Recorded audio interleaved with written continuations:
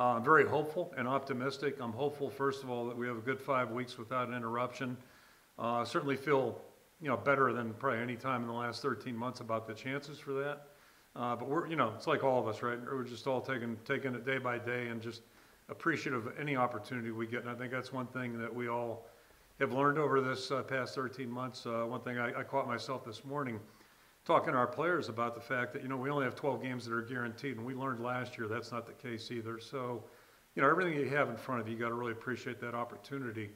But I do feel good about that. And then, just based on my exposure to the world, which is our Big Ten calls, and then I've been on a couple calls, more national with Todd Berry, and then Todd also, who's involved with the AFCA, sits in on our Big Ten calls too. It just sounds like, we're moving in the right direction.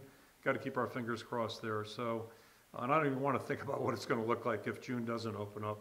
But yeah, so we're tentatively planning that just to make sure we are prepared in case we get that opportunity, and feel good about that. And then the other part, and we're very, very anxious to get people on campus too. I mean, that's been the hardest thing. And then as far as, Liddell and George's areas, still kind of sketching those out, but I think we've got an idea.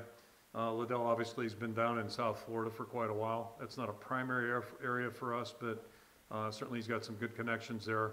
We'll utilize those a little bit, although Kelton has done a nice job over on that side as well. And George has recruited the Midwest primarily, and he's got some areas that maybe we're not covering that might be helpful too. So we'll just kind of piece that together here in the next couple of weeks.